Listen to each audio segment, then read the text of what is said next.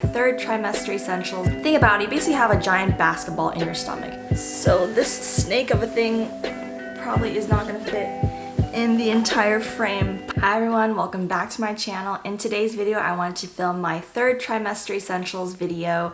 I am in my third trimester. I am 37 weeks today, so I'm nearing the end, and there's a few things that have made the third trimester much more enjoyable or tolerable, let's say. The main theme for the third trimester is that your bump is the biggest it'll get. You're getting fatigue again, you're getting tired because you're just carrying this heavy baby in your stomach, and you're just ready to pop. So a lot of the things here are to make you feel a little more comfortable since you have this big belly. So let's get into the first item, which are maternity clothes. So I actually didn't start wearing maternity leggings or maternity clothes really until the third trimester because my bump wasn't as big as maybe other people. Plus, because of shelter in place and quarantine, I've just been at home lounging around, and I was able to wear more stretchy pants and leggings. But eventually, it just gets more comfortable to wear maternity pants because when you go out or at doctor's appointments, you can't really wear those leggings anymore. They don't fit you very well. So for tops, I feel like you can get away with wearing your normal tops unless your breasts got really big and you can't fit them anymore. For the most part, things just go over your belly, and as long as they cover your stomach, that's good enough for me. Also, during this hotter weather, wearing a lot of dresses is nice because you don't have to wear pants. And actually, normal dresses still fit me over my stomach because most of them are stretchy. But one pair of leggings that I really like are these Uniqlo maternity leggings that you can buy online. The front, these are the over the belly kind, so it goes all the way basically right beneath your breasts. And I prefer those because you feel a little more secure, and it also covers if your shirt is a little short so you don't look like you have a pot belly. But I personally like over the belly leggings. It's really depending on what kind of style you like, but these are really comfortable. They're very soft, stretchy, just good everyday leggings. I also have a few things from Target that I bought, which are more like black pants that you can wear going out. And then I have another pair that's more of like a workout legging type. Those were under the belly because I wanted to see if I liked it. And again, I prefer over the belly, but they still work. Next on my list is a pregnancy support belt. If you've watched any of my other videos, you know I have a lot of pelvic pain. So this is really helpful for the pelvic pain, but it's also helpful during the third trimester when you're getting so big that when you're walking around, it's just very uncomfortable. Think about it, you basically have a giant basketball in your stomach and you need something to support it. And so what this does is it just wraps around your lower back and your waist, and it supports your stomach up. Basically giving it a lift, kind of like when you're wearing a sports bra and you're going running or something. It just helps it to feel a lot more comfortable, and it helps with pelvic pain too because it's supporting your stomach.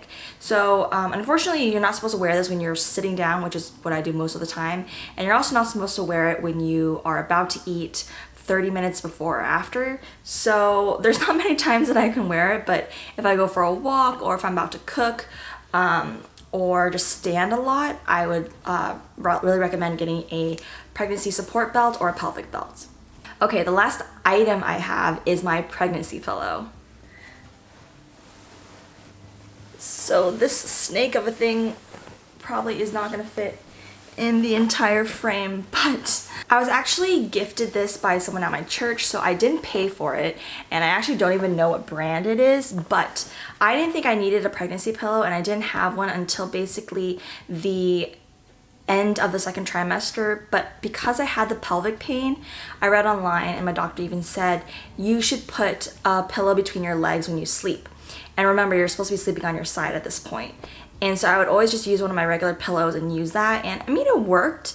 So I definitely, if you only are using this for your pelvic pain, then you could probably use a regular pillow. But it's just annoying because when you're switching sides, you have to sort of flip it over and make sure it's always between your legs. But with a pregnancy pillow, the way it's shaped is basically like a giant S almost. It goes underneath your legs perfectly, and then it curves to the rest of your body. It does get some getting used to because when you sleep, you have to sleep like this, and then you put your arms like this. but it helps because it helps keep you on your side, and again, it supports you on your back. Because your hips do start to hurt when you lay on them so long throughout the night. And then when you switch over, I'm able to hug the other side, which is basically like this. And then I'm able to sort of wrap my legs around it and my arms around this as well. The other thing is that sometimes I kind of cheat because you're not supposed to sleep on your back, and I use this part to support my back so that my back is slightly angled.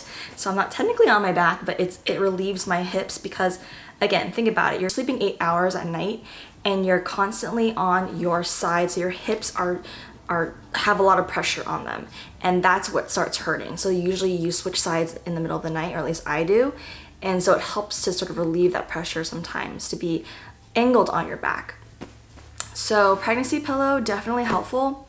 Another thing I like to use this for is that when I'm sitting in bed, I curl it up almost like a coil, and I sit on that to support my back because I have really thin pillows, and I really need some good back support when I'm sitting.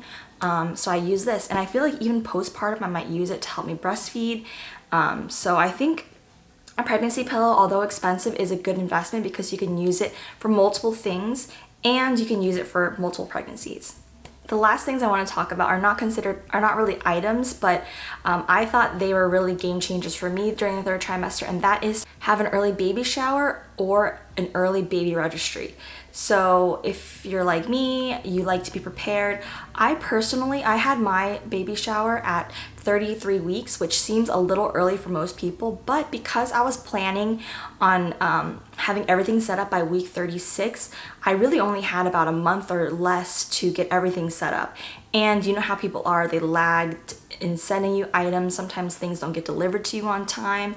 I just wanted to have all my baby items ready so I can wash them, and during this COVID time, quarantine them before I wash them, and have everything set up. That way I don't have to worry about it, because now that I'm in week 37, everything's ready. I can just relax and just be prepared for baby, especially if he comes early.